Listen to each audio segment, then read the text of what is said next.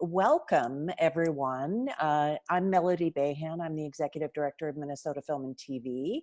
And today, for our First Friday Toolkit series, I am joined by Jill Johansson from our office, and also joined by producers Jake Green and Lauren Hogarth, who are the proverbial canaries in Minnesota's coal mine when it comes to shooting under COVID.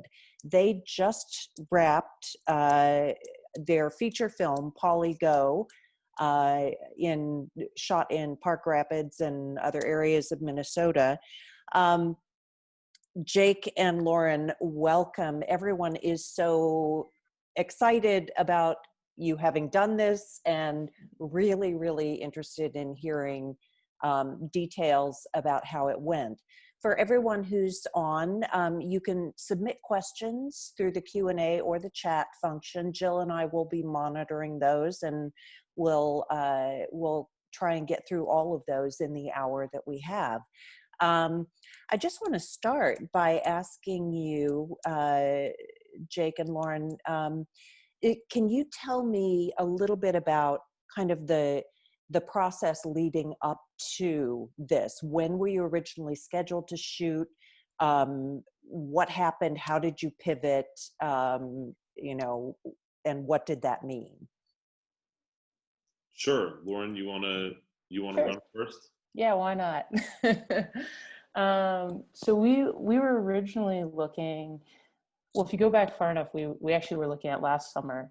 But when we really started gaining momentum and setting shoot dates and working with Minnesota Film and TV, we had June 6th in our minds, and that was when we were going to go out. We were really excited. We were going to be ahead of. So our film takes place kind of in the summerish months in the lakes of Minnesota, and so we were going to be a little bit ahead of kind of the busy summer season up north. And we were really excited. You guys had given us the green light on the tax credit, and that was a big deal for us to be able to get different financiers and people involved. But then, as we all know, the world kind of changed. And we kind of pushed indefinitely, not knowing when we were going to be able to pick back up with the film. And then kind of as pieces started coming together and we started figuring out, well, a big one for us was SAG basically putting out their white papers with guidelines on, how we'd even be allowed to shoot something like this. And then it kind of evolved from there. And we started shooting, what was it, August 24th? Yeah, that was our first day of production. Yeah. Yeah, I think it's also, one of the things to recognize with our shoot is that we always had sort of intended for a bubble type shoot. This was, it was always going to be a situation where we were looking to take over the majority of a resort property up in Hubbard County in Minnesota, and the partner that we ended up using there in Northern Pine Lodge had been slated to be our partner regardless of when we shot. And so one of the things that adjusting from June to August allowed us to do was ensure that we would be the only people on the property, along with the resort ownership, who would also was agreeing to be tested, and in some case started pulling double duty as one of the owners was our craft services supervisor for the first couple weeks of production. But the other big thing that can't be overlooked, and one of the things that ended up being such a benefit to the production, is that our Minnesota leadership, Laura Ivy, Hannah Walker, Carrie Bush was our first AD, along with our producing partner, Larnell Foster. Everybody started putting together a crew of people who really trusted each other and had experience working together. And because of that, there was a lot of inherent process trust and just personal trust And so when we started developing our guidelines for specifically for testing, and then also, as Lauren said, in accordance with some of those white papers, both for cast and crew, we had a group that felt confident that we could abide by those guidelines, and then also sort of make use of some of the features that we had already sort of been thinking about for the film, but that ended up being safer from a COVID standpoint. You know, the resort we were at was more rural in nature, which meant that there was no central air conditioning. There were no shared hallways. There were no restaurants open to the public, things like that. And so it allowed our bubble to be a little more self-contained. Mm-hmm. That's great, and really speaks to the nature of the collaborative effort that is creating a film. Can you talk a bit about just what the day-to-day experience was like for you once you started shooting? Yeah, I mean, everyone's day started the same. Before you could go onto set, you check in with our health and safety officer. Basically, you would have to answer a list of questions about symptoms and you know what you can expect there if you were experiencing anything. And then you would have a temperature check. Depending on what day it was, if you were in the whole crew was basically broken up into two zones, Zone A and Zone B, per SAG guidelines and our own. But basically, anyone in Zone A is tested 3 times a week. So for us, that meant Monday, Wednesday, Friday. And then in Zone B, you'd be tested once a week.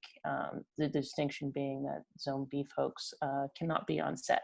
It'd be people, who are doing runs or different things kind of in the periphery or our production office. Basically, anyone who's not coming in contact with actors and people who may not be able to wear a face mask, 100% of the time. So yeah, you would once you went through that, you would get either a green, we did just green and red bands, and then you would be able to proceed to set.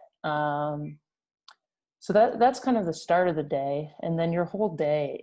The first couple of days, I think for us, it took everyone had to change their mentality. We're an indie film. On indie features, there's such a collaborative group team effort, and you kind of had to retrain your brain. Like, people just intrinsically want to help or go grab something for someone, and you really can't do that in these times. It's like, nope, this is if it's under makeup department, is like that's their purview. Only people in that department are handling those items, and trickle that across every department. So really, like, the flow of your day, you just have to move a little more slowly. Everything takes a little bit longer. You can't just rush into a setup. Even for us, before we go into any space, we had UV lights. So basically, they run for like 10-15 minutes, and then the space airs out, and you get your airflow going through again. So at every step, there's just you just have to be more mindful. Everything just takes a little bit longer. But that's kind of how the day would start. we had a drive up COVID testing facility at a hospital that was 15 minutes away from our base at the resort. And as it turns out, people on the project played so many roles. Our art director, Melissa Pritchett, was related to our nurse our primary nurse at the testing facility. Hannah Walker, who wore so many hats, it's sort of hard to count them, developed a relationship very early in pre-production with Essentia, the clinic that had the drive-up facility, so that, because they really needed to shift their schedules around in order to accommodate our frequent and very often early testing. We had our producers were often the ones driving cast, because we were trying to limit sort of peripheral roles and exposure, and then also that's just the nature of making an indie film on a budget. And so it became sort of and then the other thing is that the cities, towns, and counties that we were in became aware of the project and were very excited to have rural Minnesota celebrated, and people were really, really respectful and helpful, and welcoming, and made it possible for us to sort of stretch out on a production day, so that if we weren't shooting at the resort, if we were shooting at one of our sets in Nevis or Park Rapids or Dorset, we had ample room outside of the set where people could social distance with their masks on, under tents, using lawns and driveways and streets and parking lots and things like that. Great. Well, Lauren alluded to the amount of time that a lot of this took. Did this add extensive time to your shooting schedule? What was the impact on the schedule?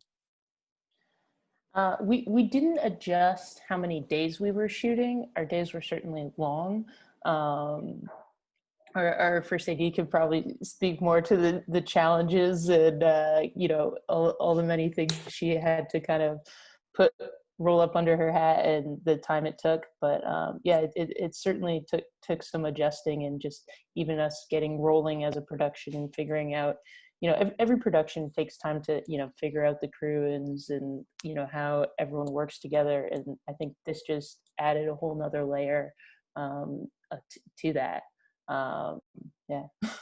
I think Carrie was phenomenal in her schedule preparation, but our director Andy Nachman and our DP Hana Kitase were so meticulous in their preparation and understanding of the story, and sort of the shot listing that they did, that I think the adjustments were that they had sort of fewer takes in coverage, and had to be creative and economical in the way that they shot out scenes. But we really didn't have a lot of flexibility in our budget or schedule to sort of extend the shoot. Mm-hmm. And especially because COVID added a lot of additional expenses to our budget with all of the testing, and with some of the added specialized personnel. Clarence, our health and safety supervisor, was wonderful, and we had to make sure he had all of the PPE and supplies necessary, because we were also being tested. We had temp checks not only at the beginning of the day but also after lunch. And so, it was more people really stepped up and were prepared and meticulous, and then had to make some tough choices in terms of, which shots can we really not live without, and let's work from there, and then figure out how to sort of best tell the story. But Andy and Hana were really wonderful, along with Carrie, in keeping that schedule in place. Great. Well, and I think too, from that as well, I mean, we adjusted just the framework of the shoot as well. We ended up shooting a number of scenes actually within our home bubble at Northern Pines. So anytime you don't have to do a company move, that saves you a lot of time. So there were certain structural pieces that we adjusted and adapted to the times. Even, Jake and Andy, changed our script. Anything that was we didn't feel comfortable going out and shooting any kind of large group scenes and things like that. So, we made the creative choices to kind of tighten those up or remove them altogether and accomplish it in some other way. So it definitely trickled through all departments. Yeah, and it speaks, our departments, our camera department, our G&E department, they often found themselves sort of at times when they would have had breaks, they were setting up or running tests especially for the outdoor scenes, because we did some on the water stuff, and we had a lot of exteriors, And so they were making sure, for example, when we were shooting on lakes, they were making sure that the boats that we were using, both the pontoon boats that we were using for camera and production, as well as the picture boat, that the rigs worked, that they were stable, that they were controlling sound, and that was all sort of happening as other things were being shot or on breaks. And so it really, again, speaks to that sort of the trusted teams that people put together out of our largely Minnesota-based crew that made it possible to pull this off. We ended up after a pre-production period in which we experienced more seasonal weather events than I've ever seen, having gone up to Hubbard County for 22 straight summers. I mean, we had tornadoes, we had hail, we had thunder and lightning. During production, our weather luck was pretty remarkable. We were not rained out on any day, and that also made it possible for us to stay stretched out as a company, and you know, we avoided largely situations where we had tents available for people for weather coverage if needed, but we really didn't have to utilize them, and that was kind of remarkable and unexpected. That's great. Great. Now, I've talked to film commissioners from jurisdictions all over the world and a lot of different industry professionals as production is starting to ramp up. And I've gotten some wildly varying numbers in terms of the percentage that budgets are going to go up. Can you ballpark what percent you faced in increases because of testing and PPE and, you know, all of the other added unforeseen costs? Yeah, I'd say, you know, the direct, like, you can tie this straight back to COVID. We experienced about a 10% bump. And so that's our testing, that's our PPE.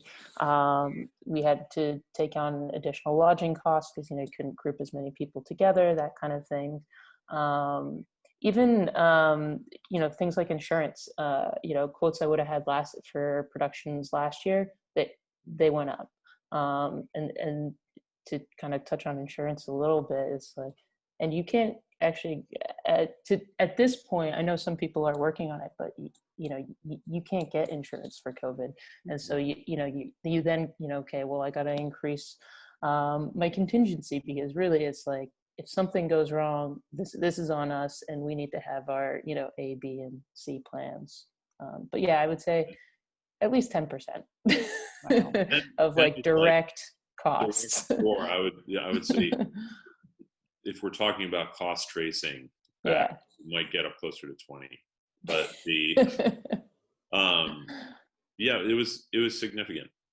Mm-hmm. Yeah, I mean, things where maybe you could, you know, economize is like, you know, we really went out as lean as possible. It really makes you scrutinize every body on set, because it's not only it's someone else you're responsible for, it's someone else who's now, you know, in your testing. Every time you add a person, you add an additional variable. And for us going out, it was basically an attempt to control as many variables as possible with something that really you can't control. Yeah.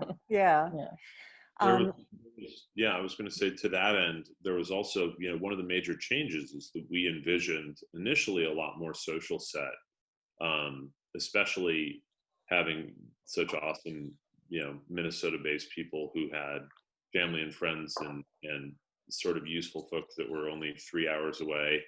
And we ended up really tightening up and you know, sort of limiting not only the amount of bodies, but the amount that bodies could come and go. And so we really didn't have visitors on set, which normally would have been obviously a fun part to shooting at a resort up in northern Minnesota. Right. Well, I want to remind everybody who's watching, you can submit questions through the chat function or the Q&A.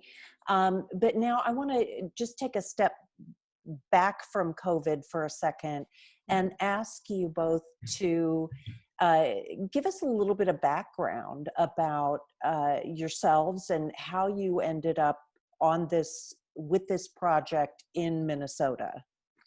Sure. You mind if I start that one, Lauren? I would love for you to start it. Sure. So Andy, the project is pretty cool in its origin because Andy, the director, and Ethan Dazan, the star who played Paulie in the film, began working together a decade ago. When Andy was graduating from USC Film School, his thesis project was a short called Paulie about a 9-year-old, a 9-year-old genius who was way ahead in school but had trouble connecting with people. And it had always been sort of a dream to make a feature around that. And Andy and I were connected, fast forward to late 2016, early 2017, we were connected by Larnell Foster, who's one of the producers on the project, who said, the two of you will probably get along, and I wonder if Jake would have ideas, Andy, for your project. And Andy and I started talking about it. And I thought the opportunity to test a coming of age story for a character like Paulie and to make him a fish out of water was exciting, and it sort of dovetailed with my interest in making a movie in northern Minnesota. I'm from the Twin Cities, and I think that there's sort of just a very unique kind of magic in the lake country of northern Minnesota, and so we sort of started from there. And in between those two points, Andy and Lauren had worked together, producing a film together called Fourth Man Out, which was Andy's first feature.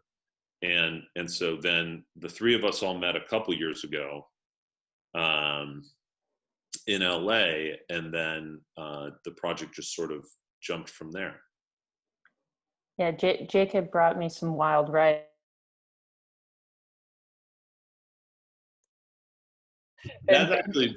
That's pretty funny. There was there was a sort of an upscale market in LA that was selling these sort of novelty food items, and this was within walking distance to where I live in Los Angeles.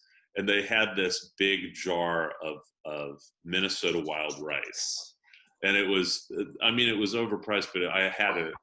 I mean, come on, like it was Minnesota wild rice, the type of which we see in endless quantities when we're in Minnesota, but apparently now it's reached delicacy status. Nice. Yeah. For me, it was it was I had the short that our film is based on had been such like a pivotal part of getting Andy's first feature up and running. And, I'd kind of been bugging him over the years, like, when are we going to see what happens with this Paulie character? So I was really excited and delighted that, Jake had come on and based it in northern Minnesota. I'm from Toronto and, grew up going to lakes and, I very much understood that world and was excited that it would just be its own character in the film. And yeah, it was great. It was really fun. It turned out that obviously we were excited to tell a story about the importance of connection and how it relates to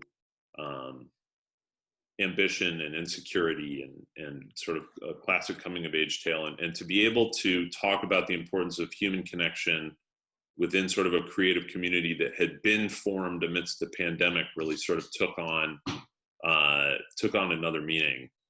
And so it was really, it was really great that it was able to happen. And Ethan, who's now 18 and has since been in the Marvel universe and a bunch of other films, along with Madison Wolf, who played our female lead in Northern Minnesota Angler. The two of them really, were really the other piece that allowed us to keep our schedule and allowed us to keep our shoot days, because they were such professionals and they were so dialed in. And so that was really, that sort of got us, that got us through production. One question that that came in that I should have already asked you is, I know it was a small set, but how many people in your cast? How many people on the crew? What was the Yes. Total, Oh, go ahead, Jake. no, I was going to say we were pretty much between, most of the time we were between all in 45 and 49. Yeah, I think crew, and then depending on the day, there'd be more cast here and there. But yeah, I think we were about 50 a day on average. Yeah. Okay. Are there for folks who are hoping or planning a shoot in the foreseeable future? What can you give some advice on things that didn't necessarily jump out at you right at first that you learned along the way? Take your time. I mean, looking back, and while we were filming, we were very much in our bubble, and when you're on film shoot, you don't really interact so much with the outside world. At least I don't tend to have the bandwidth for it. But even still, certain things would trickle in. You find out that Batman got shut down and different projects were getting shut down. And for me, it became very, it became very obvious, or I guess I was reassured in the fact that, that we had our own bubble, and that became, I think, was much more important than we kind of may have thought going out. How important it is to control where people are after hours and that type of thing. I personally, I think people can do it, but I would be very nervous to go out and film with people going home each night. There's just so many more variables of family members, and it just so much less you can control for. So for me, I became more and more grateful to kind of our bubble as time went on. Shoot in remote locations. Yes. Yeah. And having wide open spaces. I mean, even just on a personal level of, I was coming from being in a city during, and having lockdowns and that type of thing, and to be able to get outside with people and interact in a different way from city life was just, it was such a joy for me. Yeah. I think one of the things, there were so many things that popped up, and this was my first feature producing, and so I was so grateful and appreciative. We had so many people on our crew who were overqualified / incredibly experienced for the roles that they happened to play on this production. People that could have played a lot of different leadership roles. And their collective demeanor and professionalism turned a lot of those things which could have spun me out, because I was generally, I was appropriately made fun of for my COVID paranoia. And, but there were so many other things that popped up, and little things where, Christian Popham and Amanda Rock in the PA, by the time they shared it with me, it was normalized, and sort of a we got this under control sort of attitude. And it was wonderful. And again, gets back to sort of the trust that we had going in with the crew, that Hannah and Laura Ivy, who was sort of our lead operational producer, she's Minnesota based also. People put together a really good team, and that really was a foundation for the general sort of character and feeling in the bubble. Great. So, okay, my two takeaways from that are shoot in a remote location and hire experienced Minnesota crew. Yeah. Yeah. That's a great takeaway. Yeah. I, yeah, being from outside of Minnesota, I was just I felt so grateful to the crew that we were able to tap into, and yeah, it was I'd work with so many of them again in a pandemic, out of pandemic. I'd take them on the road, like they were awesome. That's great. Yeah, Thank there's a you. ton of talent in your state. Yeah. Yeah, we know. Yeah. We know. Jill, do you have questions? Yes, sorry, I had to unmute there. Yes, there's a Yeah. question that's coming in from the viewers, asking if there were any issues with people who were wearing and using PPE all day long. I wonder what, I mean, I know it wasn't the most comfortable. Personally, you kind of just get used to it. It was kind of funny. We even had a couple scenes where we were rolling and no one even realized that our lead cast, was wearing their mask still because you just became so accustomed to it. Not being someone who has to wear glasses all the time, I know for those folks, the fog is real and it can be pretty challenging. But I think at this point, everyone kind of, everyone's been wearing masks and getting used to it.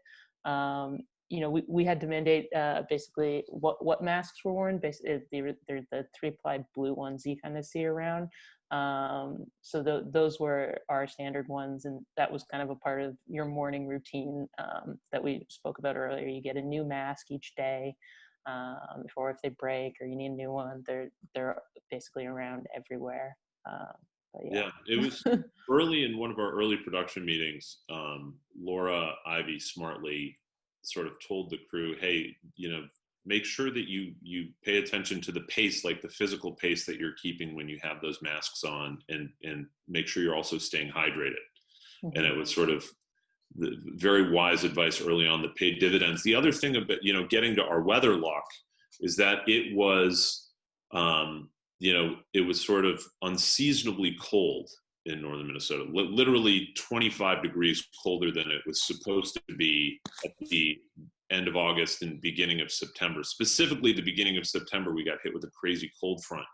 And while that made for a lot of extra layers on the water, it also meant I would take the 50s over the 90s when it comes to wearing masks. Because we didn't have those. We had a couple days that were a little bit sweaty, but we didn't have those 100-degree weeks where you're shooting outside in the sun and trying to wear masks, and so that helped us out a bit too. Great. Just to, I want you to give, because we haven't done this yet, just a general overview of Polygo. What is the story? And then talk a bit about where you're at now and what the next steps in the future for the film are. Sure. I think you should kick that off. Sure. So Polygo it's a story about a teenage artificial intelligence prodigy who has trouble connecting with people, and he's searching for a reclusive professor who he believes is the one person who's smart enough to get him and connect with him. And he believes that he will only be able to achieve his potential if he ends up in this professor's lab. Now, unfortunately for him, he gets rejected from that lab, but rather than sort of accept that, he hacks into the university system, tries to locate the professor's location, and then tracks him to northern Minnesota, not realizing when he gets there that although he's tracked him to a lake called Spider Lake, that many lakes in Minnesota have the same name. And so he finds himself in potentially even a tougher search than he thought, than he had initially at the beginning. And so he partners up with a young female angler to sort of embark on this, fish out of water on a manhunt thing. And their connection ends up being sort of the driving relationship in the story. And as much as he's trying to speed up his life, she's sort of trying to slow down. And so and then it takes some crazy turns from there. Right. And so you just wrapped, you are going into in post, and what are the next steps? Yeah, so we're like firmly in our edit phase. So we've just basically put an assembly together. We'll be working to get a cut ready to submit to film festivals. But basically, our kind of post schedule should have us having everything color corrected, sound, everything kind of by about Christmas. Yeah, and then we hope to have it in festivals and get it out into the world early next year. Yeah. Great. That's great. Jill, any questions from you? Not from me specifically, but the question from the audience was, when will the film be released? And that sounds like sometime early next year. That's the hope. I mean, it's always interesting, the films, in your hands for so long, and then, distributors come in and they have their own plans for it after that. But yeah. Great. So are there any other things that you think folks should know about your experience? I mean, is there anything that you think came out of this that was a real positive, that was unexpected? I would say one of the things, we had to make some adjustments for COVID, and one of the adjustments that we had to make was sort of tightening our radius and eliminating our crowd scenes, because we had initially had some big things, and honestly, having gone through production with the sort of ambitious script without COVID, I don't know how we would have made our days if we had those a couple big crowd / festival like scenes in anyways. But yeah, I think the big takeaway for us is that this was, we were excited to make this film with the partnerships that we had in place, and it happened to be that it was in an environment that we could adapt to COVID. We were not setting out to make a COVID movie, and it was not a decision that was taken lightly. It really took a lot of sort of advanced planning by a lot of people and a lot of analysis to figure out if this was a way that we could do it responsibly and keep people as safe, given the flow of information that was coming out, because the world, as Lauren said earlier, the best practices were changing on a weekly basis as we were gearing up. So it wasn't, the other thing is that about our testing is it wasn't just before people got into our bubble, they had to be tested before in the cities that they were in, whether that was in the Twin Cities or somewhere else. And if they were flying, they had to be tested, days before they got on the plane, days after they got on the plane. And so it was, it was really, it caused us to be a lot more thorough in our detail orientation. And, in some ways, I think that probably helped the workflow of the production creatively as well. Do you think, based on your own experience and on conversations that you're obviously having with colleagues outside of Minnesota or in the industry in general, do you think that films are going to be smaller in the future? I mean, are we looking at an end to big crowd scenes, or at least a pause on them? I think so. I mean, I would be super hesitant to produce and get attached to films that just didn't recognize the reality that we're in. I think we're probably going to see a lot of horror films, one house, one location, and I think we're going to see a lot of projects that are kind of recognizing that. You hear about it more, that it's about the big ones being shut down because they are bigger and in more studios. But I have producing colleagues who have done, smaller budgets than ours or similar budgets, and the takeaways and the ones that have been successful are the ones that have really bubbled up and embraced that, indie creative spirit. It's like you have to trust the people you're working with, and kind of create that that safe environment, and yeah, as best you can. Even then, there's no guarantees. You know, for all the planning we did, we were probably also lucky. Yeah, we didn't have to test our theory, you know, our theories on if someone did test positive, thankfully. Was there, this is what we haven't seen, well, we have on some sort of quickly produced television projects, but do you think that if this continues for a long time without a vaccine, are we going to see films that actually acknowledge our reality? Was there ever any talk of having your actors in masks and, you know, acknowledging the fact that we are in a pandemic? Not so much for our film. Yeah. I anecdotally, I'm hearing about a lot of different projects that acknowledge the pandemic and sort of the era that we're in. I think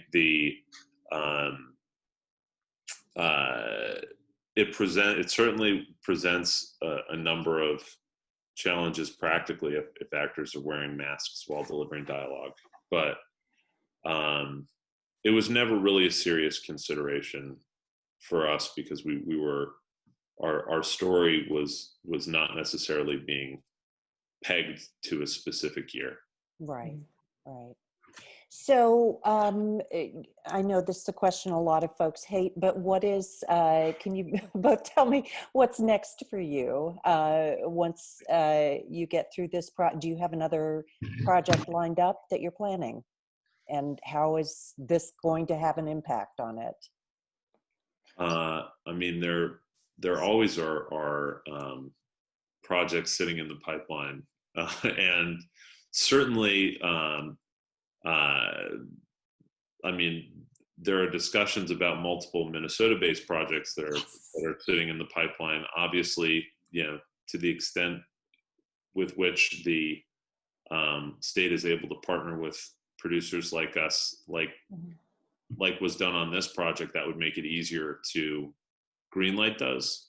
But in the meantime, you know, our focus is really getting this one out and sort of running through the finish line and making it as strong as it can be creatively and sort of a showpiece for, you know, what can be done with you know, with that great creative collaboration with you know, the wonderful resources that are available in Minnesota.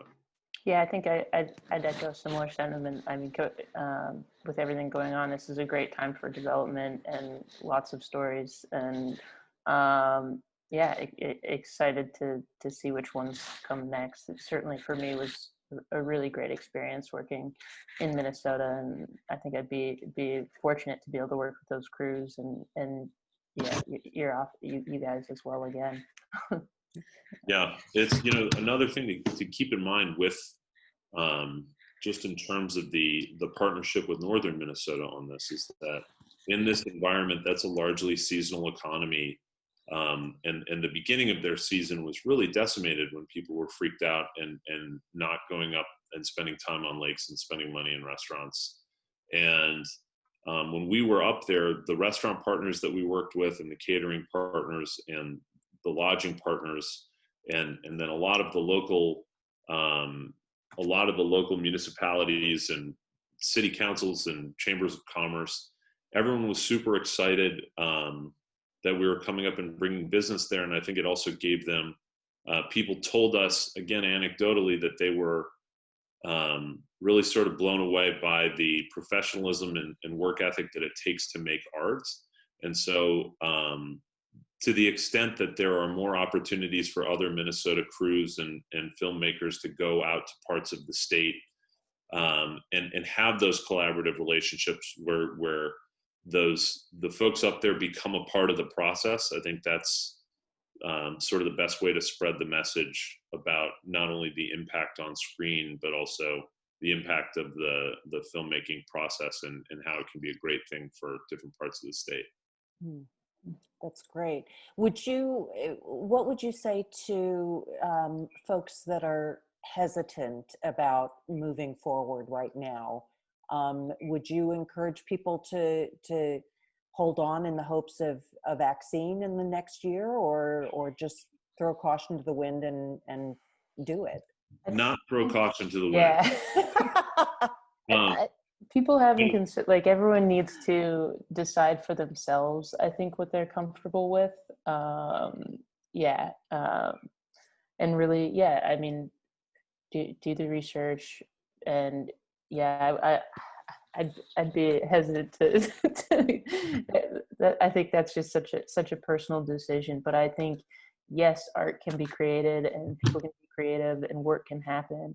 You just have to, be smart about it, and yeah. I think collect all the information that you can so that you know what would have to take place for you to say go or stop. Mhm. So that it's not an impulsive or improvised decision that you make when you make it. And you can weigh sort of the factors based on the project that you're doing. Again, and I'm sort of broken record on this, but we had so much faith in our crew and in the leadership of that crew, not just from a creative standpoint, but also from knowing knowing who and what they were working with and working against as it came to making this film in Minnesota, that we felt very comfortable when we made that decision that it was worth it was worth going forward, and we felt comfortable that our group could deal with a lot of the details and things that popped up. Great. Jill, any other questions? There are two other questions that kind of backtrack a little bit. One was about craft service precautions. Yeah, that's a good one. If you'd like to address that. And the other is if you're willing to share what the overall budget was of the film. On the craft service, was there specific? I mean, or just well, just talk about maybe how it's different now. Sure. Precautions, what changes you had to make from Yeah, what I you mean, would normally do. Yeah, so even, craft services was, they would be tested as well. I mean, anyone who comes in contact with basically any of our crew, were COVID tested. They do all of our meals were individually, prepared. So you would just go up, here's your packaged lunch, that kind of thing. You can't just go grab Twizzlers or anything like that. Everything's kind of, I will say that COVID is not the most environmentally friendly. I was just going to ask you as a follow-up about kind of that. A challenge for me personally too, because it's like, film sets can be such a wasteful place, and usually I want to encourage people having water bottles and refilling things, and bring your own utensils and that kind of stuff. And we kind of had to make it's not a hard decision when the health and safety of your crew members are at stake. But yeah, so individually wrapped food, sanitizing stations for hand washing and all that kind of stuff before and after meals. And then just for like our craft table outside of hot meals, it would be manned, and you couldn't just go up and grab what you wanted. It'd be basically like, passed to you and that type of thing as well. Yeah. And then, it was, we were a SAG low budget film. Yeah. Okay. Yeah. All right. Well, if we don't have any more questions, I just want to, do you have any final thoughts you want to leave with Minnesota before you head into post and get working on getting this film out? I would just say, and sort of building on what we've been discussing, that indie films and indie series and pilots and I know there are a lot of different types of formats that people are utilizing to create their projects who are probably listening into this panel, but it takes you exist on the goodwill and collaborative nature, not only the people in your cast and crew, but also all of the people in the community around you. And so, to the extent that you can have people who are focused on preserving those relationships with your locations, with your municipalities. Now I'm thinking about Matt Olson and Judd Grenier, who did a lot of that for us, and advocates in the area that you're shooting. My in-laws and family members who have, who spend a lot of time in the area that we were shooting became sort of indispensable for us also. That community that you build around it is largely going to support the project when you need them to. And so just investing in that community, in the towns and locations, in areas that you shoot, I think is vitally important. Lauren, any final thoughts? No, I mean, the biggest thing takeaway from me was just honestly, like how incredibly talented the folks and crew members that we pulled from Minneapolis were. It was such a privilege to work with people, especially in COVID times when you really have to take that trust to the next level, not just in that people are able to do their jobs well, but that they're able to do them safely. And that was huge for me. So I really appreciated the opportunity. Yeah. Great. Well, Jake and Lauren, I want to thank you so much for taking the time today to talk about your experience. And thank you very much for bringing this project to Minnesota. And we hope that you will do your next one here as well. The film is Polly Go, and you can look for it early next year, hopefully. Yeah. All right. Thank you so much for the support. Yeah, thank you guys. We appreciate it. Hopefully this was helpful for people watching. Very. Thank you so much. And thank you everybody for joining us.